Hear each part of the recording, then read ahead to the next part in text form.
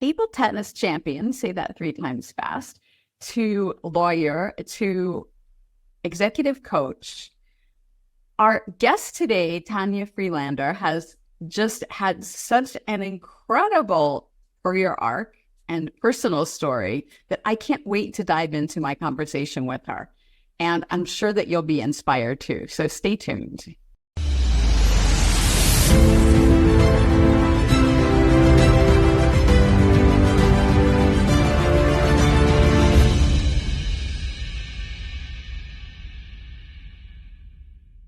So this week, I'm really excited to welcome Tania Friedlander to the Daring to Transcend podcast.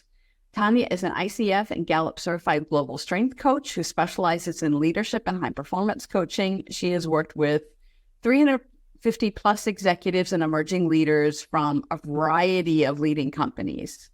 However, she is a former champion athlete and attorney by training.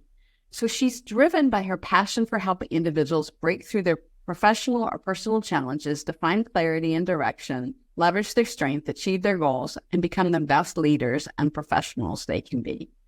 So I'm going to let you tell the rest of your story, Tania, because you can tell it so much better than me just reading something. So I know we went from table tennis to lawyer to now you're doing some coaching, and we've had previous conversations about just what an incredible journey that has been. So tell me about it. Tell me how you got there. Absolutely. Yes. Thank you so much for having me. So, my journey started in Austria. I'm originally from Austria, Vienna. And that is, as a child, I was so passionate about table tennis. That's a whole story in itself, how I got there. I was discovered, so to say. Just playing table tennis with my father in the park, and somebody noticed the talent in me. And so I started entering competition, and I took it to that professional level. So I started competing Austrian-wide, became Vienna champion. Also, I won the Jewish Olympics, and so the Maccabi Games. So that was a big one for Austria. And so I've won 4 medals, including gold, and that was a big part of making Austria proud. And that's so cool. And it's a sport that I know it's an Olympic sport, right? But having just watched people play it on the Olympics a few weeks ago, but yes. It's also something that I think we tend to call it ping pong here in the States. We kind of think more of it. It's a recreational game. In college, it's a drinking game.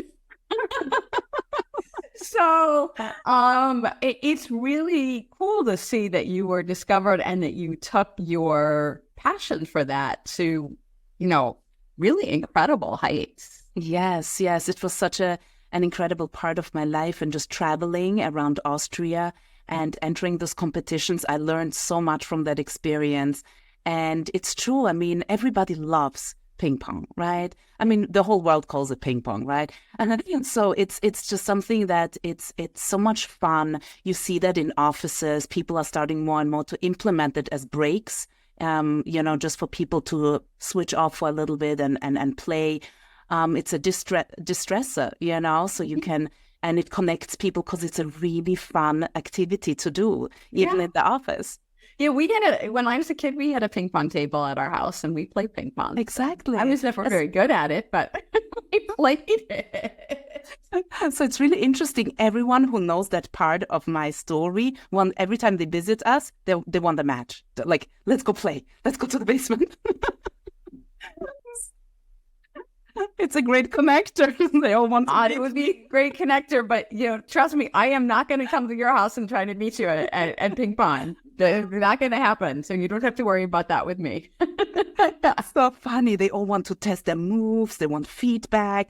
They're like, what do you think about this magic serve? And I'm like, how did you make that one up? It's really, really fun. It is fun. But obviously you didn't do that forever. Yes, I didn't do that forever because my parents would have killed me. So at one point, really everybody that I was playing with, we were traveling and competing against other teams and stuff. So eventually some some of my friends, they wanted to take it to the next level, and they did make a decision to drop out of school. So that's where they took it. And obviously that wasn't in the cards for me, because I had two options growing up: either I become a lawyer or a doctor. So I became a lawyer. Okay, so this all stemmed back to, something we all deal with. I think particularly as women, that whole parental expectation thing, right? We Yes. follow a path. I mean, I know that I did when I was, in my 20s. That was sort of where I was going down the path that my parents, I won't say dictated, that's too strong a word, but encouraged. Right. Yes, Encouraged. exactly. And I think that's something a lot of us do.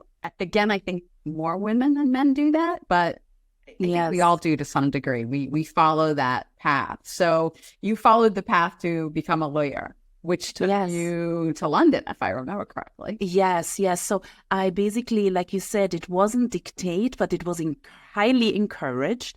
I think it's also because our parents want us to be safe. And there are certain professions that will, kind of promote more safety, which isn't really true, but that is kind of what parents want you to be safe. And it's coming from a good place. But at the same time, it doesn't really leave much space for self-discovery and really assessing what it is that I want to do, even though I thought I would make a great lawyer. And I had a big vision. I wanted to work within human rights. I wanted people to live in a better world. I was a visionary, and I had big dreams. So it wasn't so far-fetched. I got it also from other people that I would make a great lawyer. So I was always in conflict resolution, helping people bridge the gaps. So so that was a big part of my life. I was passionate about that, and that led me to England. So I went to university there. And that's where, I was working in the legal field. And when I met my husband, that is when I moved to the States. And that's almost 10 years ago now. And that is how I transitioned into law, because at that time I was asking myself, do I want to continue on that path? Because I would have to start again. I would have to take the bar again and everything. So at that point, I kind of just self-reflected and said, is that what I want to continue doing? Yeah, and I think it's interesting because women, and I think it happens at different ages and different stages of our lives, because I know for me it happened, say, like in my late 20s, early 30s, where I was like, okay, I can't do what my parents were expecting me to do. And I need to move on. And for me, that was focusing on my corporate career and really going full in on that, which I loved. And I spent a long time doing that. So that was sort of the first phase of it. And then, I had a second phase again later in my life where I decided that I wanted also to go into coaching, but also writing, which really is my passion. So I think it's interesting that we often hit those points in our life where we have the opportunity to reassess and say, can I change direction?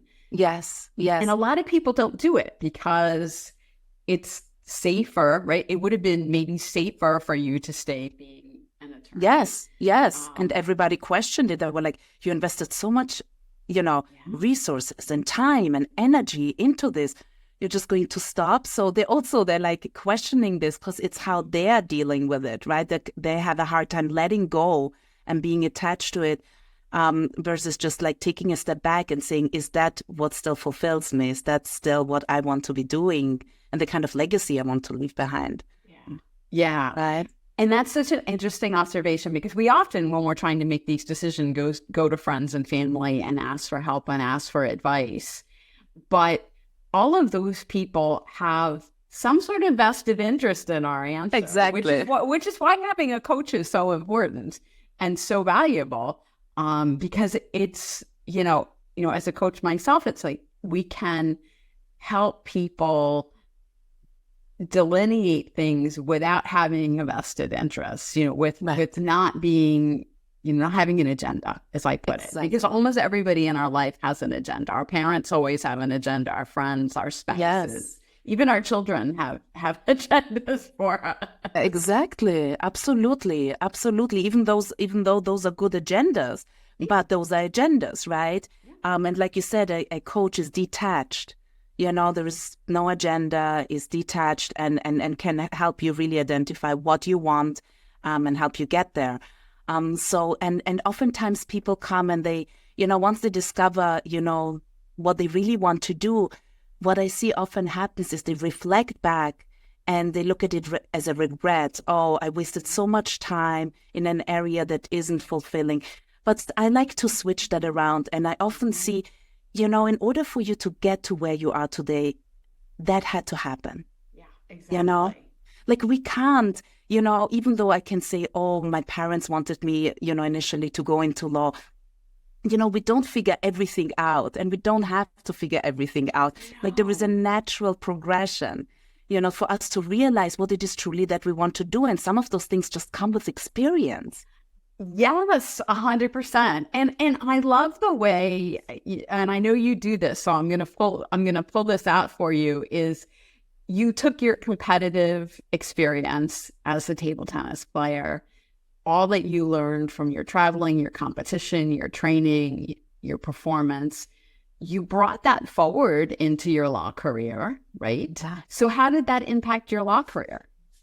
Yeah, I mean, absolutely. In playing on a professional level, there is attention to detail, right? Like especially in table tennis, everything is fast. Everything changes by the minute. Yeah. So you have to have attention to detail. You have to have mental toughness, really be work on the resilience, being adaptable. Everything is shifting very quickly.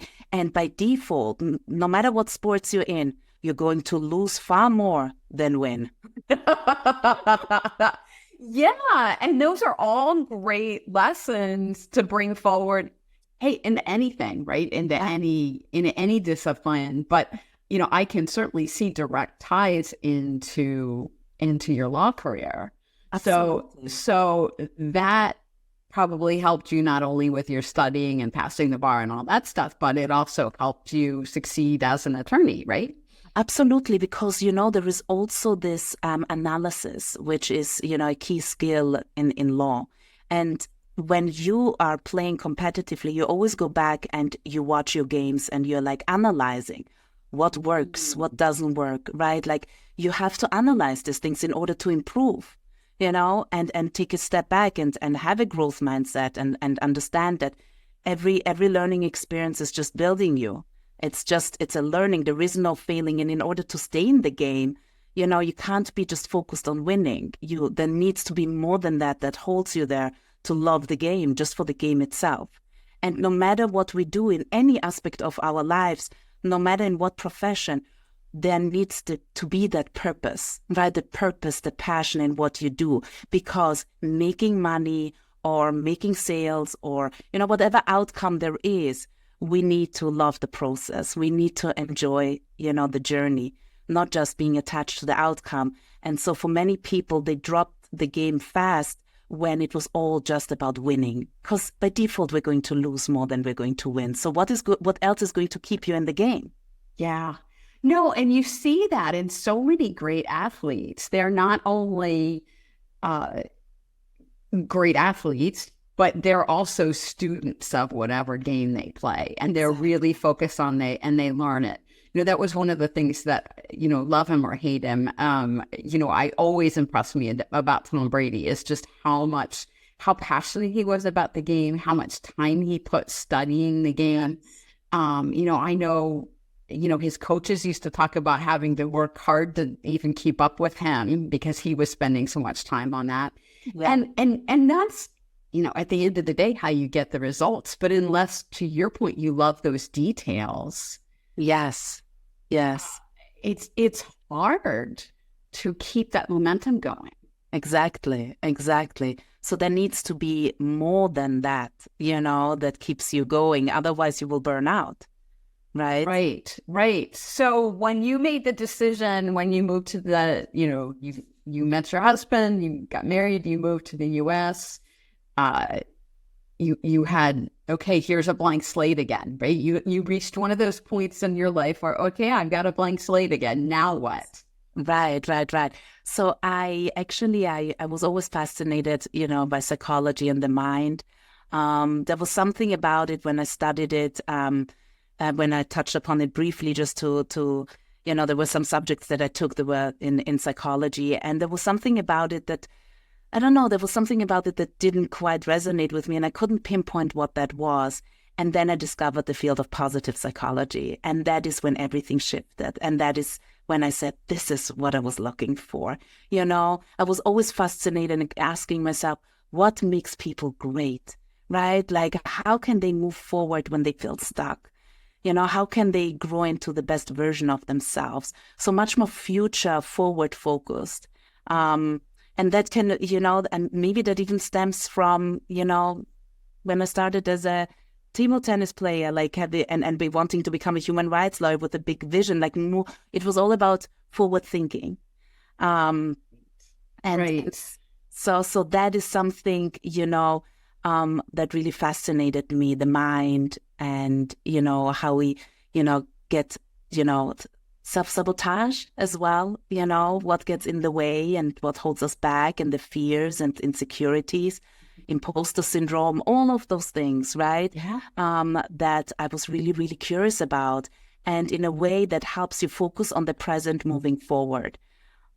So that is what I became really passionate about. And so I started a whole intensive coach training and took a deep dive. And I was in that learning mode, just like wanting to, with such thirst, to just learn everything there is to it.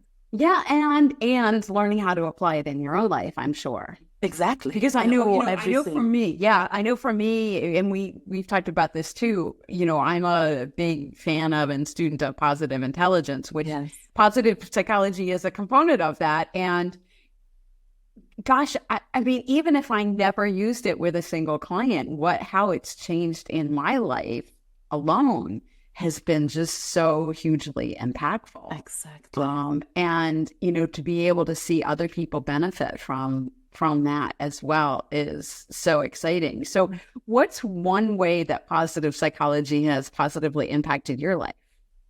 Well, it's really the amount of self-awareness that you gain through it, identifying, you get to identify your own limiting beliefs instead of just like being kind of like living your life on default, there's like being a default mode, having some sort of, automatic responses. I learned how to take a step back and actually challenge the assumptions I'm making, challenge my own beliefs, So you start looking at life with a different lens, you start to become the creator of your life instead of just, being in default mode. Yeah. All the beliefs that we kind of like accumulated over our lifetime, right? Then saying, hey, what if that wasn't true? Maybe that would be possible, right? Yeah, absolutely. I love that. It reminds me of an article that I wrote recently called, does life happen for you or to you, right? Yes. And when you're in that default mode, life is happening to you. Yes, exactly. And when you can shift out of that default mode, that's when life happens for you. Exactly. You can co-create with that, and you can make choices. But when we're in that default mode, it's just everything's coming at us. Exactly. And you become reactive. So you react to the circumstances. So you're not really creating your life. You're kind of like just letting life dictate you. Yeah. Right? 100%.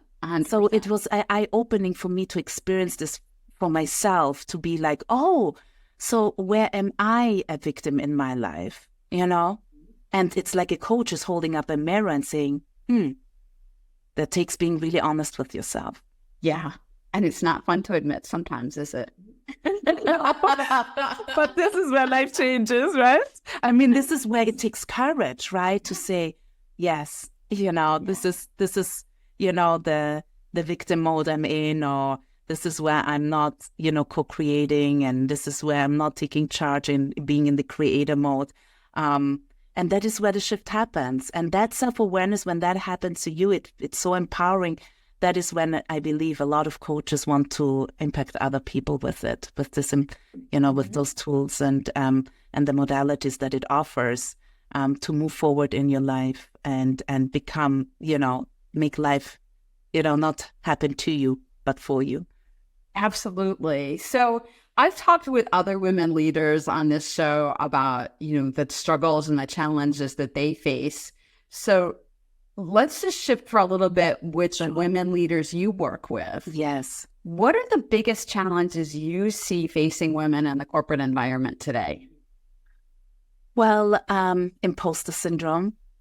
Yeah, not feeling good enough, feeling that they have to constantly keep up with certain expectations, and the demands. It's very different. And so oftentimes it's like going really a little bit deeper into, kind of like understanding what they're expecting of themselves. I think also women expect a lot of themselves, right? Yes. It's easy to get trapped into being a perfectionist. Yes. Kind of like also with a lot of women that I work with in the corporate world, their job, they identify with their job as the biggest part of who they are. Yes. Yeah. Well, and I think that's very true for both men and women. Yeah. I think there's an expectation particularly in our culture that, the first thing people ask you when they meet you is, what do you do? To do. Yeah. Right. So that's how we categorize people. Yes. Ourselves. Putting them into boxes. Yeah. How we start putting them into boxes, and it's how we put ourselves into a box. Yes. I know for me that one of the most, transitioning out of the corporate world for me it was like, okay, I did go through that time of who am I now? Because I don't have that title. I don't have that role. Yes. I'm not that person anymore. Although actually I still am that person. Right. And I still have those skills and I have all those experiences and I can bring them forward like you have. But anytime you transition, so you've gone from, okay, I'm a table tennis champion to I'm a lawyer, and you've had to let go of both of those identities to a degree in moving forward. Yes, absolutely. And I kind of like integrate them. So I haven't completely let go. I always integrate them, like you said, because we're taking those skills and your innate strengths that you had back then, you have right now, right? So you are like, you take them, you infuse them in everything that you do. That is what you bring to the table, no matter where you go. So I find, especially with women that it's much harder for them to kind of like, they're wearing many hats. Yes. And it's true that men to some degree too, they're also dads and have different roles. But I find with women being, especially if they want to, become a mother or are mothers or wives, friends, like all of that, because women by nature are givers. Mm-hmm. So, you're giving all the time, right? And being the nurturing part, right? So that is also something that it's harder to balance then. And that is when we start working on, work-life balance or work-life integration and just like bringing your best self in all areas of your life. Yeah. And I found that, my work is I tend to work with women in the later stages of the careers. They get to a point where they're like, I've given so much to everybody else. When's it my turn? Yeah. Right. Yeah. And I find that happens to women in their 40s and 50s and 60s. We get to a point where we're not willing to keep giving like that. And we can't keep giving. Yes. Yes. And it's so important to recognize that and to be able to say, hey, I'm going to take a time out and I'm going to look at what do I really want? What really matters to me? And often I see women who get so caught up in meeting everybody else's expectations that they don't even know what they want. Yeah. Yeah. Exactly. And do you find that working with women at that stage that, when they hit around 40, at what point, what happens when they, kind of like say, I mean, it's enough of giving. Like I've given enough. What usually happens at that point? I'm just curious to hear. Well, what I really find is women start working on their boundaries. Mm-hmm. They start learning what to say yes to and what to say no to, and they start using no a lot more. Yes, yes, yes. Because they just physically can't. Right. They can't physically, emotionally, mentally. We can't keep giving. And right. So we start to learn that it's okay to say no. It's okay to set boundaries. It's okay not to meet everybody's expectations. And that we focus on meeting the expectations that are important to us. Yes, exactly. And, boundaries are so important. Yeah. Because we also realizing that every time we say yes to one thing, we by default say no to something else. Either that or we are just overwhelming ourselves. Yes. Yes. I mean, when we say yes to another project, we say no to rest. We say no to spending time with family or just, going for a walk, whatever it is that nurtures us, right? So, understanding and understanding that when we say yes, that we say no to other things in our lives that give us energy. Absolutely. So tell me how, what's next for you? What are your dreams? Yes. So I'm very excited about, so I've been coaching for the past almost a decade now.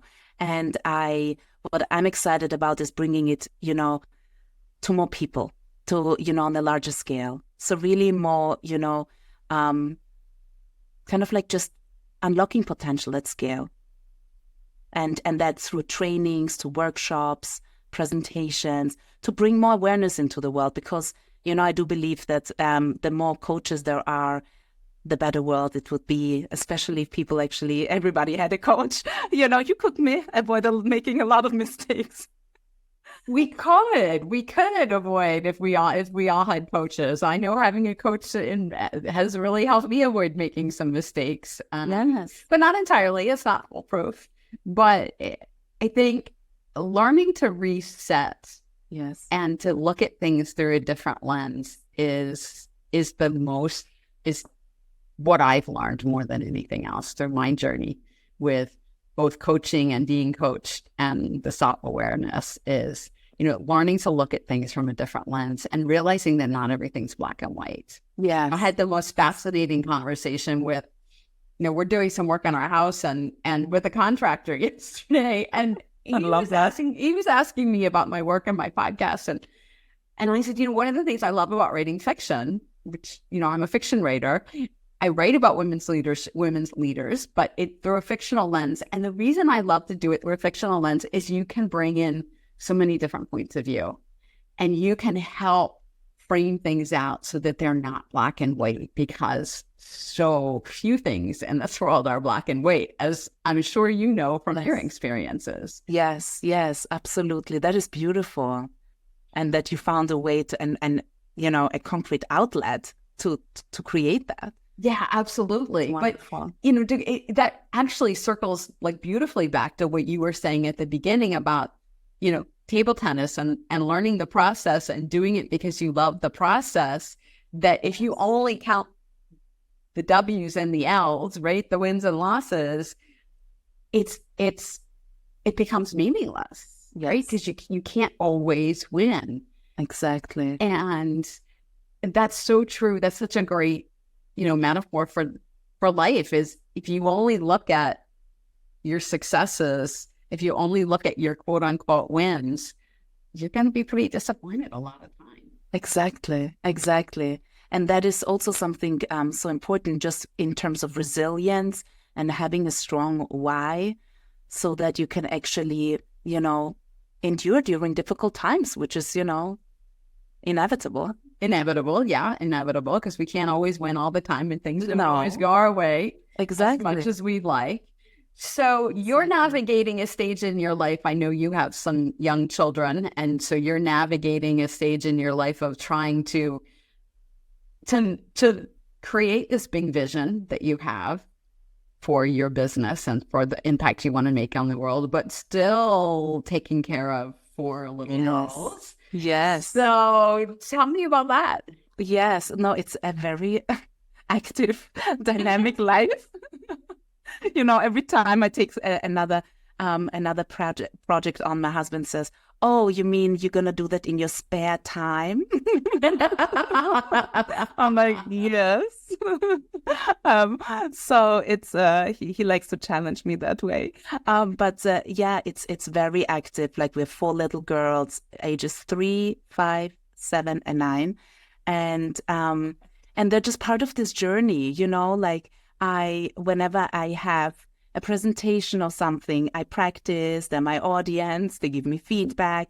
So I find what I've learned, also, through coaching and being a mom, that this childlike curiosity is what we have to bring to everything in our life. Instead of making judgments and, like you said, black and white, I find that children they're just curious. There's no judgment. It's just like ease. They have questions. And the better the questions, the better the answers, right? Yeah. And they're just full of questions. So more than me teaching them, I think I'm just learning so much from them. No, I love that. And that is so beautiful, because that really is, curiosity is one of my mantras in my life. I am insatiably curious. I want to know everything. Mm-hmm. And I think that's the childlike aspect of that, to your point, is so, so important. So I love that you're learning from that. And I love that you include them in your presentations and bring that awareness to them at a stage in their lives where they can soak it up like little sponges. Yes, exactly. And I find that I like to include them in those things. It's not like, just like separating everything. They see, that there's stages that can be hard and what's enjoyable, and how, to be a role model to them, to go for what you want in your life. And, sometimes I challenge them when something goes wrong, or so they already know about the growth mindset. And, it's like, it's very sweet, but they're like sponges, and they see everything, more than what you tell them, but who you're being. Oh, yeah. They watch you more than they listen to you. But that's true with even the people that we're leading in the workplace too, yes, right? Exactly. So walking your talk is something that is exceptionally important with children. Yes. But it really is in all aspects of your life. And I love that you're doing that in so many beautiful ways in your life. So if you had to sum up your experiences with one piece of advice for our listeners, what would that be? Wow. One piece of advice. One piece of advice. You can't be everything that you want to be, but you can be more of who you already are. Oh, I love that. That is a beautiful thing for everybody to unpack this week. So, Tania, I am so thrilled that you took the time to be on the show this week. I really enjoyed our conversation. And if people want to get in touch with you or learn more about you and your coaching and your ping pong or whatever else they want to talk to you about, how do they get in touch with you? Yes, it's TaniaFriedlander.com, and you can connect with me on LinkedIn, on Instagram. And I would love to connect. And one thing I wanted to add is I also teach my kids table tennis. There you go. I love that. I forgot that one. So of course you do. I think that's great. So it's wonderful to be able to share our life experiences with our children and with other people. And that's what I'm so passionate about on the Daring to Transcend podcast, and even in my novels, because it's a way to share experience. So don't forget to check out my weekly newsletter. You can subscribe to it at my website, daringtotranscend.com. Grab a copy of my books. And if you want to chat with me about something, you can reach out to me on LinkedIn. In the meantime, take care. Don't forget to subscribe to the channel and stay tuned for next week's episode.